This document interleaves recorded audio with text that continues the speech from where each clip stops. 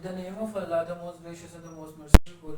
So today we are actually going to break down a very important topic, that is the structure of the nephron. So basically मैंने आप लोगों से ये भी बात करनी थी कि लाइक कोई भी और सब्जेक्ट से रिलेटेड होते हैं टॉपिक, आप लोग कमेंट सेक्शन में बता सकते हो. इंशाल्लाह I will try my best to post those lectures on your related subjects, on your related queries. उसके अलावा मुझे खुद आज रिसेंटली पता लगा आज ही कि मैं कंप्यूटर भी पढ़ा सकता हूँ. तो अगर कंप्यूटर के मसले लेक्चर्स के वो भी बता दें इंशाल्लाह, वो भी कर देंगे मुझे. और बायो के छोड़ के पहले कंप्यूटर के डाल देंगे, वो मसला नहीं है. So what basically the structure of nephron. Actually जो नेफ्रॉन है वो यूनिट ऑफ किडनी है. यूनिट ऑफ किडनी का मतलब है एक. यूनिट का मतलब होता है, इट मींस के नेफ्रॉन एक एक नेफ्रॉन मिलके क्या बनाता जाता है, मतलब नेफ्रॉन अपने आप को मिलके बनाएंगे, एक दो तीन और इस तरह मिलके एक पूरी किडनी बना देंगे. एक नेफ्रॉन उसका इट मींस किडनी का सबसे अंदर जाके सबसे छोटा हिस्सा देखें, दैट इज द नेफ्रॉन. उसके बाद अगर हम आगे जाए, it is the structural and the functional unit of kidney. MCQs आता है कि ये स्ट्रक्चरल है और फंक्शनल, मतलब स्ट्रक्चर भी इससे मिलके बना और किडनी में सारा काम भी इसी का यूनिट बनवाना. आगे हम जाए ना तो यहां से हमारा स्टार्ट होता है वन. इट मींस ये जो गोल दायरा है ग्रीन कलर का जो अंदर कैपिलरीज हैं, it is basically the glomerulus. Glomerulus क्या है? टफ्ट ऑफ कैपिलरीज, गुच्छा. कैपिलरीज का एक गुच्छा, बहुत सारी कैपिलरीज वहां पे आके जमा हुई होती. This is basically the glomerulus. Glomerulus का काम क्या होता है? ब्लड को लाना. यहाँ पे अभी इतना ही काफी है, हम ये समझ सकते हैं.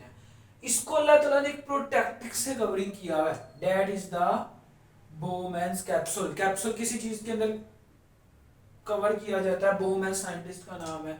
तो बोमेन्स कैप्सूल एमसीक्यूज आ जाता है अक्सर. It is the C shaped structure. ये सी शेप्ड स्ट्रक्चर है जिसके अंदर बोमेन्स कैप्सूल है जो कि ग्लोमेरुलस के ऊपर चढ़ती है. तो अच्छा, ये जो दोनों पार्ट्स हैं ग्लोमेरुलस और बोमेन्स कैप्सूल, ये अंडर आते हैं under the renal corpuscle.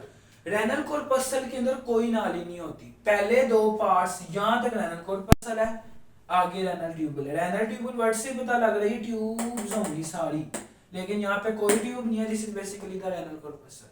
Renal tubule का जो पहला पार्ट है that is the distal convoluted tubule. Distal means पहले, पिछला.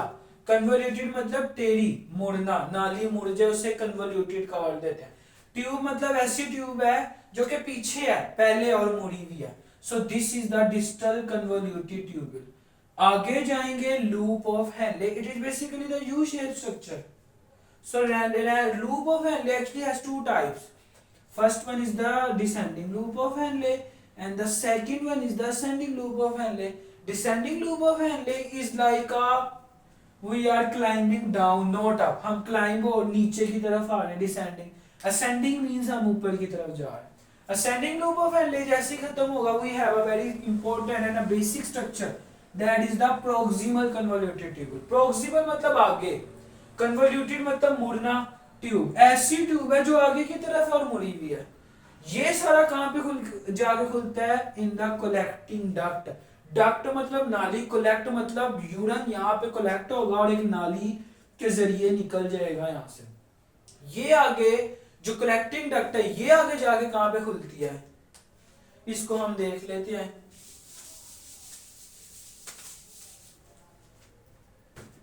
लाइक ये मेरे पास ग्लोमेरुलस है, इन दोनों को क्या कहता हूं मैं? Renal corpuscle. अच्छा, लाइक अगर मैं यहाँ पे एक बेसिक स्ट्रक्चर बनाता हूं जरा. ये मेरे पास सारे का सारा यूरिनरी सिस्टम है. ये आगे किसमें खुलता था? यूरिनरी ब्लैडर में. ये क्या होता था? यूरेटर, छोटी नाली, छोटी छोटी ब्लैडर, और यहाँ से यूरिथ्रा के जरिए ये निकल जाता था. मैंने क्या बनाई यहाँ पे? लाइक किडनी बनाई. उस किडनी के अंदर मैं सारा नहीं बता रहा, बेसिक बता रहा हूँ. ये मेरे पास क्या है? Renal pyramids. इस पायरामिड को मैंने माइक्रोस्कोप में बड़ा करके देखा तो मेरे पास इस तरह करके नेफ्रॉन मुझे बना हुआ नजर आया, उसको मैंने यहाँ पे डिस्कस कर लिया। ये रेनल पायरामिड कहाँ पे खुलती थी इसकी कलेक्टिंग डक्ट? इसकी कलेक्टिंग डक्ट असल में खुलती थी यहाँ पे। सो this is like a renal pelvis, जहाँ मैंने बताया वह पहले भी, यूरिन हमारा पैदा होता है, वो नेफ्रॉन से आता है और यहाँ पे स्टोर हो जाता है। यहाँ से निकल के वो कहाँ पे जाएगा? यूरेटर में, यूरेटर के जरिए ब्लैडर और यूरिथ्रा में निकल जाएगा। सो this is all about the structure of nephron, जिसमें हमने देखा कि हमारा यूरिन क्या कर रहा होता है, कैसे। अब चीज में दो किडनी स्टोन्स हैं, किडनी का मसला है, यूरिन नहीं सही काम का, किडनीज नहीं सही काम कर, it means there is a very big problem in the nephrons, उनके नेफ्रॉन ही नहीं सही जिसके अंदर वो मसला कर रहे हैं। So if you have any query, any problem related to that topic, you can ask me very conveniently. You can ask the questions in the comment box. और अगर आपको कोई टॉपिक किसी भी सब्जेक्ट से रिलेटेड आ रहा है, तो मसला आ रहा है, तो kindly you can ask me, और आप कमेंट सेक्शन में कहते हैं, I will try my best to post those lectures on your queries. So that's all from today's lecture. उसके अलावा आप लोगों से यही दरख्वास्त है कि आप लोग बहुत कोऑपरेट करें, काइंडली चैनल को सब्सक्राइब करते रहें, आगे अपने अजीज वगैरह को भी भेजें जो, और काइंडली मुझे इंशाल्लाह इस चैनल को प्रमोट करना, आप लोग इसमें मेरी काइंडली मदद करें। इंशाल्लाह हमने इसके 1K तक पहले तो लेके जाने हैं। बाकी मैं पहले भी कह चुका हूँ, मैं बस थोड़ा टाइम नहीं मिल पा रहा था, लेकिन इंशाल्लाह नाउ आई विल, अब कोशिश होगी कि यूट्यूब के ऊपर, इंस्टा के ऊपर इनके चैनल्स बनाए, अपनी वीडियोस डालें, मेरे को स्टूडेंट्स हैं उनको मैं कह दूंगा वो भी डालेंगे इंशाल्लाह, ताकि इसकी प्रमोशन हो, और इंशाल्लाह मुझे उम्मीद है अल्लाह के हुक्म से होगा, क्योंकि हम अच्छा ही काम कर रहे हैं। ओके, और कोई भी इसके अलावा ज़िंदगी से रिलेटेड भी कोई टॉपिक आप लोग मुझे कमेंट सेक्शन में बता सकते हैं, सर इससे रिलेटेड बता दें, इंशाल्लाह उससे रिलेटेड कोई रिसेंट कंट्रोवर्सी जा रही है मुल्क में, पूरी दुनिया में, उसका सर्च करके मैं इंशाल्लाह डालूंगा। बाकी आप लोगों से ये दरख्वास्त है कि इसी तरह आप लोग हेल्प करते रहें, चैनल को सब्सक्राइब करें, नोटिफिकेशन आप लोग को आते रहें। जज़ाकल्लाह, अस्सलाम वालेकुम।